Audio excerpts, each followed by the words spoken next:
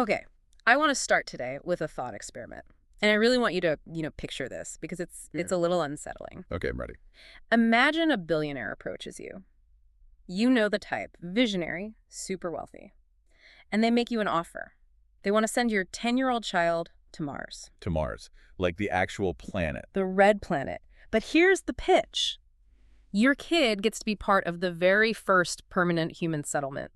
And the billionaire's argument is, look, we need kids. Their bodies are still developing. They'll adapt to low gravity better than adults will. Wow. Okay, well, as a parent, my immediate reaction is just absolute horror. I mean, Mars isn't exactly a playground. It's a freezing, airless wasteland. That is exactly right. And that's where the fine print comes in. You dig a little and you find out there's no magnetic shield like Earth has. So your child is going to be bombarded by cosmic rays 24/7. So their cells, they're dividing, they're growing, would just be taking this massive hit from radiation. A massive hit. It sounds like a death sentence. And even if they survive that, the low gravity is going to deform their skeleton, their heart, even the shape of their eyeballs. And they could never come back, right?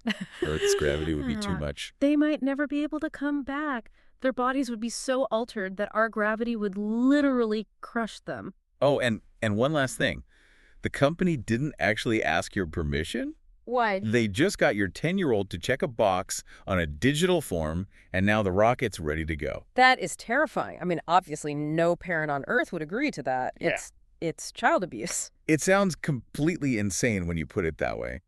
But this is where the deeper point really hits home. According to social psychologist Jonathan Haidt, we have already done this. Okay. I see where this is going now. This is the central metaphor of his book, The Anxious Generation. It is. Haidt argues that we didn't send our kids to Mars, but we did let them migrate to a virtual world that's just as alien, frankly, just as hostile to human development. It's a really powerful image because it reframes the whole issue. We tend to think of the internet as just, Earth, but digital. But Haidt's saying it's a fundamentally different environment, one that our evolution just did not prepare us for. And that's our mission for this deep dive. We are going to unpack what Haidt calls the Great Rewiring. We're looking at the shift from a play-based childhood to a phone-based one, and we really need to look at the data, which honestly is staggering, about what happened to kids' mental health between roughly 2010 and 2015. And we should be really clear here. This isn't just some gentle slope or a slow decline. When you look at the graphs Haidt presents, it looks like someone fell off a cliff. So let's talk about that, Cliff, because I have to stop you for a second and just play the skeptic. Please. I feel like every single generation panics about the kids these days. For me, it was heavy metal and video games. Before that, comic books and rock and roll. Isn't this just another moral panic? Are we sure kids aren't just talking about their feelings more? That is the #1 counter-argument, and it's a fair one. Honestly, if we only had surveys where kids checked a box saying, I feel anxious, I'd be skeptical too. Right, because definitions change. Therapy speak is everywhere now. Exactly. But here's the smoking gun that Haidt presents, and it's very, very hard to argue with. You can't fake an emergency room visit. You mean for, like, physical injuries? I mean, for self-harm. We're not looking at self-reports here. We're looking at hospital admissions for things like cutting, non-suicidal self-injury. That's a behavioral reality, not just a change in vocabulary. Okay. And what does that data look like? It's chilling. For young adolescent girls, and we're talking specifically ages 10 to 14, the rate of ER visits for self-harm nearly tripled from 2010 to 2020. Wait, 10 to 14? That is incredibly young. It is. And the suicide rates followed a similar terrible trend. For that same group, young adolescent girls, the suicide rate increased 167%. Some people say, oh, it's just better diagnosis. You have to ask them, did we just get better at diagnosing a broken arm? No. The behavior itself changed. The suffering is real. Wow. Okay, that lands. That's horrifying. You mentioned girls specifically there. Is this hitting boys and girls differently? It's surprisingly gendered. And this goes back to how different genders tend to process distress. Psychologists often talk about internalizing versus externalizing disorders. Okay, break that down for us. So girls tend toward internalizing. They turn the pain inward. This shows up as anxiety, depression, eating disorders. They take it out of themselves. Boys, historically, tend toward externalizing. So acting out, fighting, that kind of thing. Exactly. Conduct issues, vandalism. But here's the twist in the story. While girls' internalizing disorders went through the roof, boys' externalizing disorders actually went down a bit. Which sounds like good news. Less fighting is good. Right. It sounds good on paper. But what seems to be happening is that boys are withdrawing. Instead of getting into trouble in the neighborhood, they're retreating into video games, into pornography, into isolation. The whole failure to launch phenomenon we hear so much about. Precisely. So while the girls are cutting themselves, the boys are cutting themselves off from the real world. They're ghosting life. The book has some really tough examples of this. I remember reading about the girl they call Emily. Yeah, that story really stuck with me. Her parents were trying to do the right thing. They saw Instagram was making her miserable, obsessing over her image, not sleeping. So they tried to limit it. And her reaction wasn't just a simple tantrum. No. She threatened to hurt herself if they didn't reinstall it. The app wasn't just an app to her. It was her entire social existence. And her parents were just trapped. And then there's the story of James, the boy with mild autism. Right. Before the pandemic, he was flourishing in judo. He was getting that embodied, real-time interaction.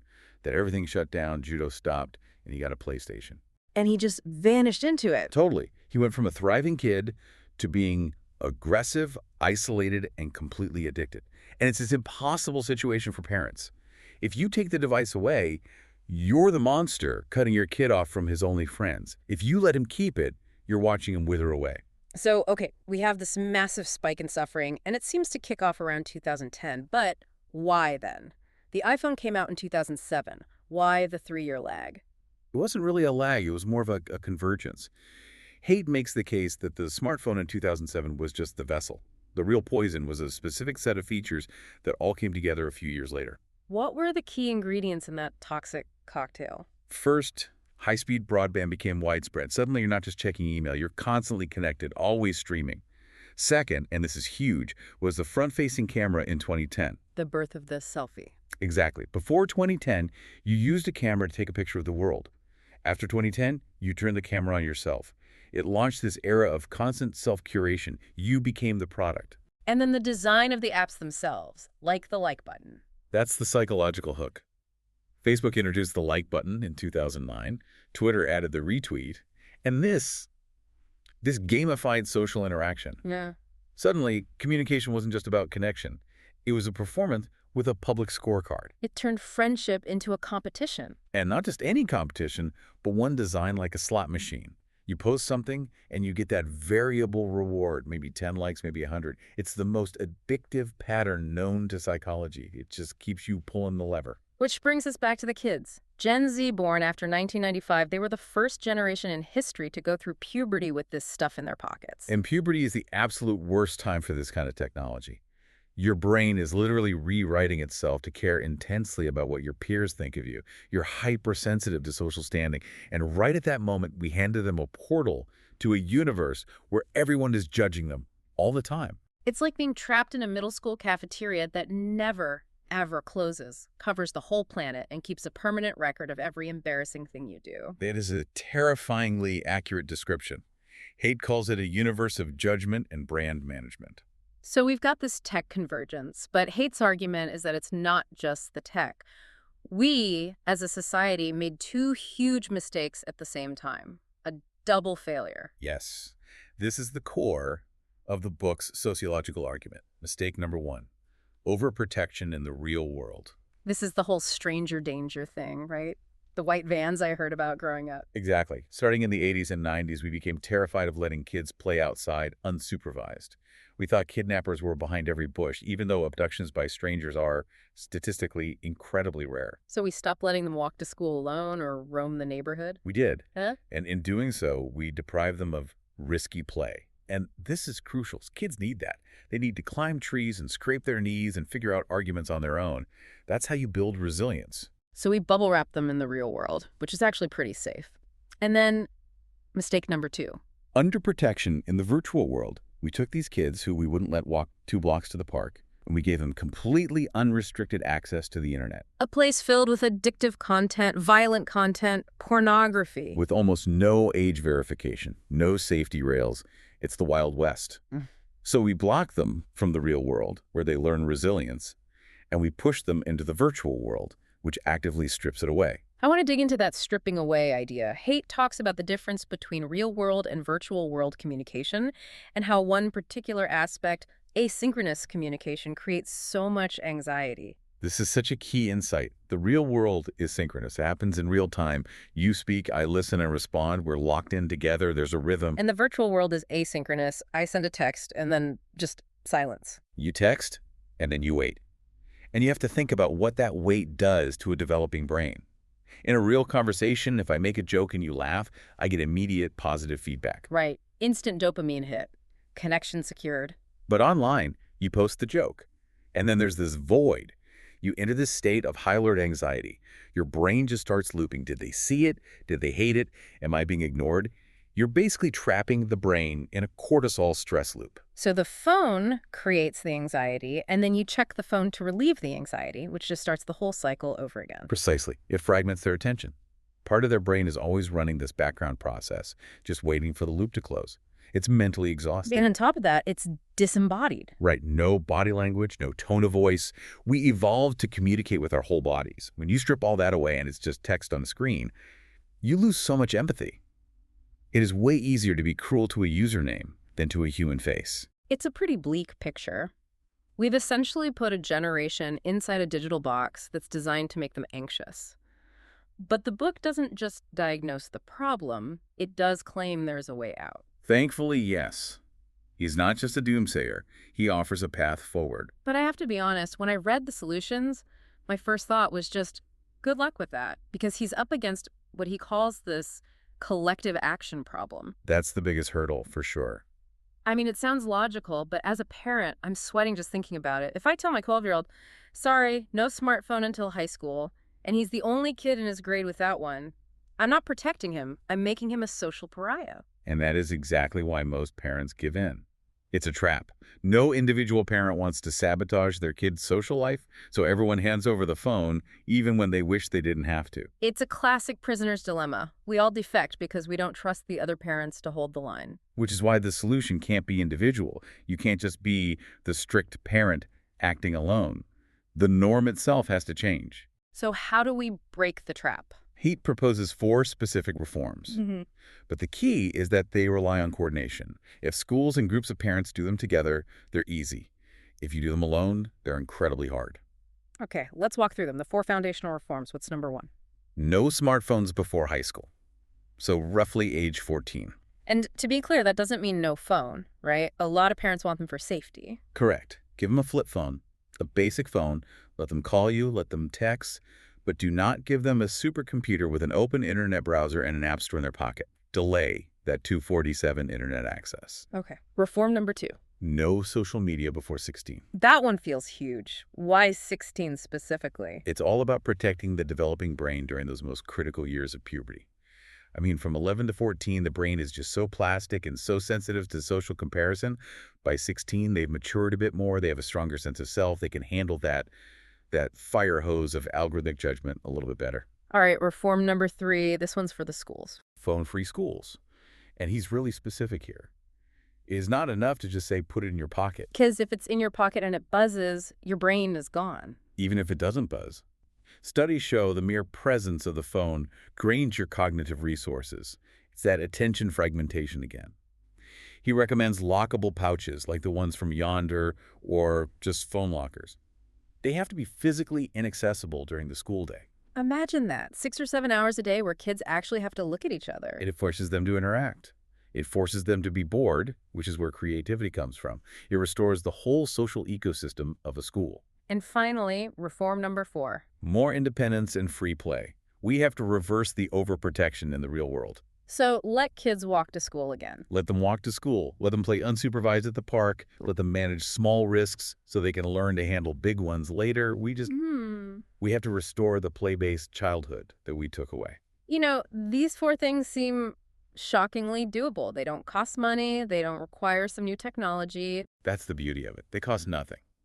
But they do require courage and coordination. They require parents to talk to other parents. It reminds me of the end of the book, where Haidt connects this really modern problem to some very, very ancient wisdom. Yeah, the Stoics. He quotes Epictetus. I love this quote. Why are we ashamed to hand our bodies over to strangers, but we readily hand our minds over to anyone who criticizes us online? It just cuts right through, doesn't it? We're so protective of our physical selves. We lock our doors, we wear seatbelts, But we just let algorithms and anonymous strangers hijack our attention and our emotions all day long. And Marcus Aurelius, too. Stop worrying about what so-and-so is doing. It keeps you from focusing on your own mind. I mean, that's basically a critique of doom scrolling written almost 2,000 years ago.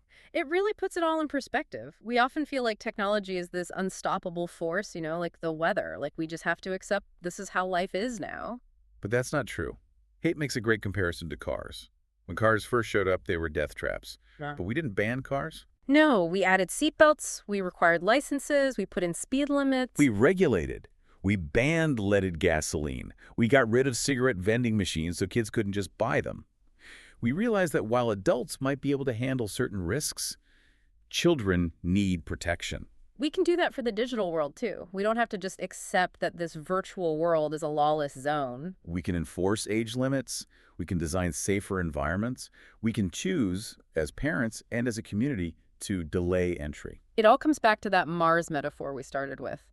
While we're all obsessing over stranger danger in the real world, we've just left the door to the digital world wide open. We wouldn't send our kids to Mars because the environment is physically hostile. But we're letting them live in a virtual environment that's psychologically hostile. It's a powerful final thought. If you wouldn't sign that permission slip for the billionaire to send your kid to space, why are you signing it every time you hand a smartphone to a 10-year-old? It's the same permission slip. You're sending them to a world where they just can't breathe. So here's our challenge to you. Think about those 4 reforms. Maybe you can't do all of them today, but which one could you start with? Could you talk to your school? Could you talk to the other parents in your kid's grade about holding off on social media? It just starts with one conversation. Collective action always starts with 2 people agreeing to do something different. Thanks for diving deep with us today. This is a big one, and it really matters. Let's bring childhood back down to earth. Indeed. Stay grounded, everyone.